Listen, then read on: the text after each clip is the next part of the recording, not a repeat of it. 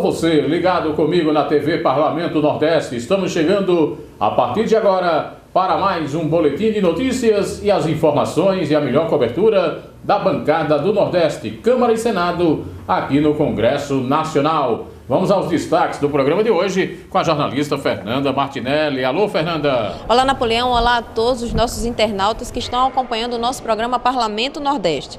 No programa de hoje, vamos conversar com o deputado federal Rodrigo Martins. Vamos falar também da instalação da comissão que trata das obras da transposição do Rio São Francisco. Também vamos conversar com o deputado Rômulo Gouveia, do PSD da Paraíba. E um outro assunto muito sério que vamos falar é sobre a crise no sistema prisional do Rio Grande do Norte e que se estende por todo o país. E vamos falar com a senadora Fátima Bezerra, do PT do estado do Rio Grande do Norte.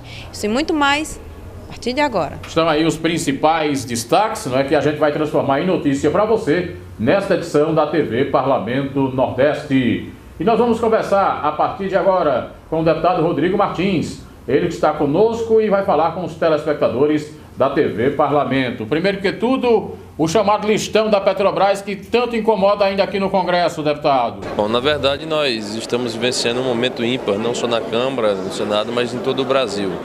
Um momento onde a população passa a questionar realmente alguns fatos que existem na nossa política.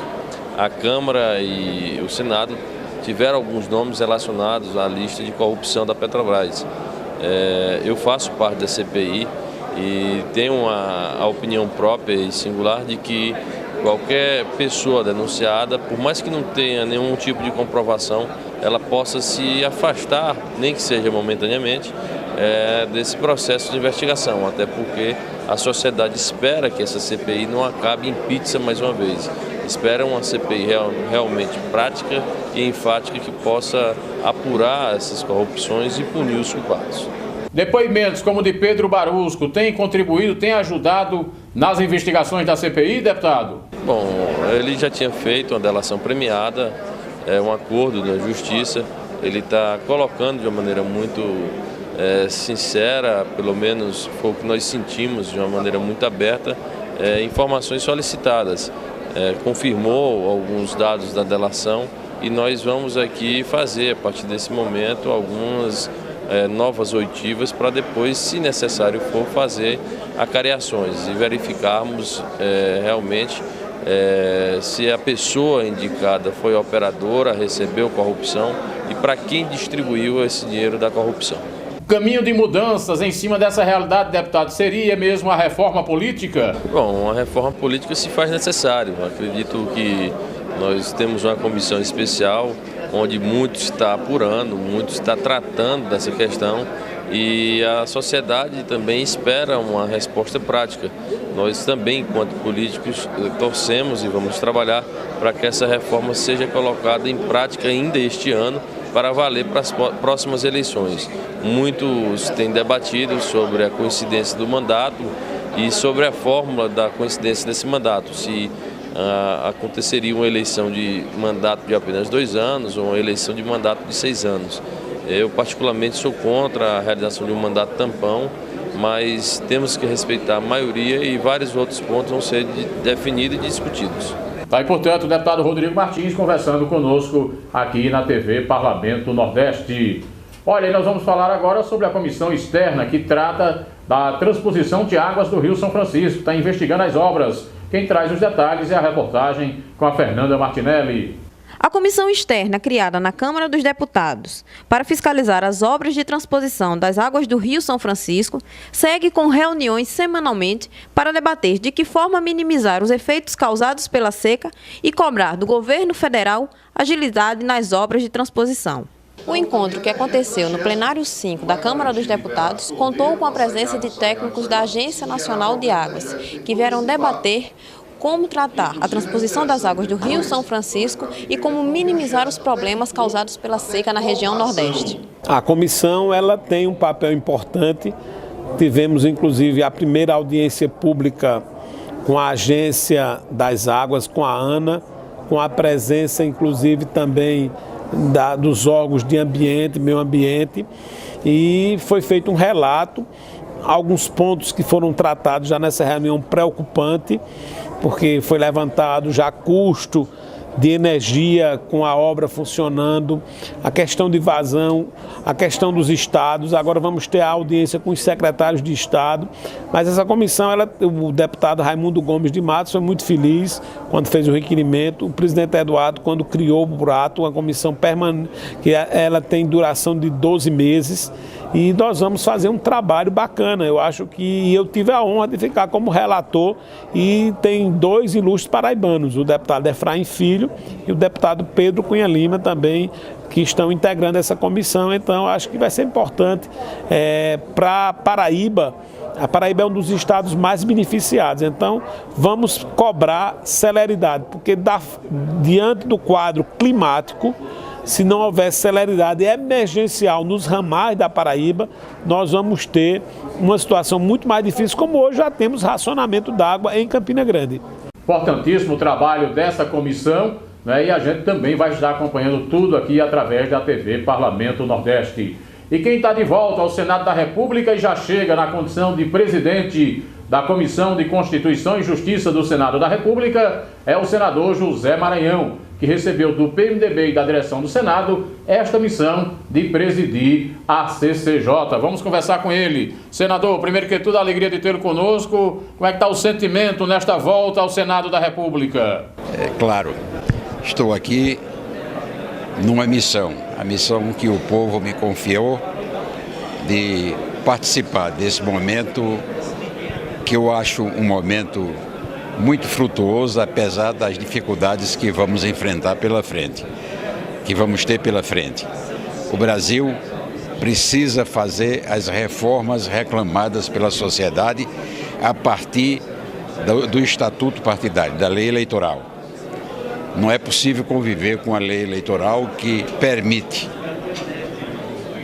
uma convivência com a fraude, que permite uma convivência com partidos que não têm o menor sentido, porque não tem a chancela da sociedade para existirem como instituição política, mas que, no entanto, perturbam o processo político pelo seu caráter, não é? Pela sua distância dos verdadeiros problemas da sociedade. O Brasil precisa urgentemente acabar com o sistema de financiamento que temos aí, que enseja a efetivação de fraudes que maculam o sentido democrático da eleição. O Brasil precisa fazer uma reforma no seu ensino. Nós temos um modelo de ensino ultrapassado e que desconhece a realidade do mundo em que vivemos. É preciso dar uma ênfase maior ao ensino tecnológico e científico, que é a base de toda a sociedade moderna e realmente competitiva, num mercado globalizado, em que somente os que têm capacidade, somente os países que têm capacidade de gerar os seus próprios projetos podem realmente sobreviver à base de uma competição igualitária. O Brasil precisa cuidar urgentemente do sistema de saúde brasileiro. Nós temos um sistema que teoricamente pode estar certo, mas que na prática não tem funcionado, o sistema SUS. O Brasil precisa finalmente, não é, retomar o caminho do desenvolvimento e do progresso que está estancado num mundo em que a competição é a marca fundamental. A nossa economia precisa buscar essas vertentes do desenvolvimento se quiser realmente, não é, fazer deste país um país em que todos vivam com oportunidades e com felicidade, pensando em dias melhores. O senhor agora, como presidente da CCJ, tem 2 temas que o senhor leva na linha de frente: reforma política e reforma tributária, senador. A reforma tributária é uma urgência do país. Empresários pequenos, médios e até os grandes reclamam de um sistema que impõe custos elevatíssimos à nossa a nossa produção, tornando-a inteiramente incapaz para competir nos grandes mercados internacionais e gerando produtos de consumo interno altamente caro e sem condições de competitividade. Senador, há pouco a gente mostrava uma matéria aqui sobre a transposição do São Francisco e eu me lembro da sua ação em favor do Plano das Águas na Paraíba, senador. Sim, e com isso nós conseguimos levar abastecimento de águas eficiente a 175 cidades, graças à construção de quase 3 mil quilômetros de adutora que transportavam as águas para consumo humano e em alguns casos de canais, como é o caso do projeto Várzea de Souza, como é o caso do projeto Várzea do Arroz, para regiões onde não tinha água. Essa é uma característica fundamental em qualquer sistema de abastecimento d'água da Paraíba. Reconhecer que nós temos 75% do nosso território no semiárido e que temos de aproveitar os recursos d'água existentes e distribuí-los equitativamente no território do nosso estado, com as cidades, seja as pequenas cidades, seja as grandes cidades. Esse projeto precisa ter continuidade. Eu já conversei com o governador Ricardo Coutinho, mostrando a ele a necessidade de continuar essa obra, que é urgente e fundamental. Agora, nós estamos diante de uma seca sem precedentes e eu só vejo uma solução definitiva, a transposição do São Francisco, que a essa altura teme-se também pela sua vazão regular. Mas eu acho que o projeto de transposição do São Francisco é urgente, inadiável e absolutamente necessário para atender a população em todo o nosso semiárido, seja da Paraíba, de Pernambuco, do Rio Grande do Norte e do Ceará. Nós fizemos a parte que cabia ao Estado fazer, que é uma integração com projetos de distribuição d'água interna com a transposição do São Francisco. Está aí, portanto, senador José Maranhão, novo presidente da CCJ do Senado, conversando conosco na TV Parlamento Nordeste. E tivemos uma grande crise vivida nos últimos dias no sistema prisional do Rio Grande do Norte. Realidade que não é só do estado rio-grandense, mas que tem afetado, de certa forma, o sistema prisional de todo o país. Vamos trazer detalhes em relação a esse tema do Rio Grande do Norte na reportagem da TV Parlamento Nordeste. Nas últimas semanas, pudemos acompanhar os protestos que aconteceram no Rio Grande do Norte e que partiram de dentro dos presídios. Autoridades de segurança máxima admitiram uma crise e uma fragilidade no sistema prisional do estado, o que acontece também em todo o país. Quem conversou com a nossa reportagem para falar sobre esse tema foi a senadora Fátima Bezerra, do PT do Rio Grande do Norte. Não, foi um dia muito difícil, viu? Muito difícil, rebeliões, enfim, tudo isso comandado, né, pelo chamado PCC, né? Rebeliões nas prisões, em todo o Rio Grande do Norte, ameaças, mas o fato é que o governador foi ágil, né? Tomou providências, fez contato com o Ministério da Justiça. Eu já me encontrava aqui em Brasília desde a segunda-feira e, portanto, fui ao Ministério da Justiça, falei com o ministro José Eduardo Cardoso, de pronto, reforçando o pedido que o governador já tinha feito de ações do governo federal para ajudar a enfrentar exatamente esse quadro de gravidade. O governo federal também foi ágil, né? Determinou um efetivo da Força Nacional de Segurança Pública lá para o Rio Grande do Norte. A força já está lá, um efetivo inicialmente de 200 militares. A secretária nacional de Segurança Pública, doutora Regina Mick, nesta quinta-feira também estará no Rio Grande do Norte. E agora o empenho cada vez maior do governo do estado, do governo federal, né, do poder legislativo, do poder judiciário, das demais instituições da sociedade civil, todos irmanados, né, para que a paz e a tranquilidade né, seja restabelecida. A intenção da senadora é se reunir com outros parlamentares para trocar experiências e tentar resolver esse problema, apresentando um projeto no Senado Federal. É com você, Napoleão.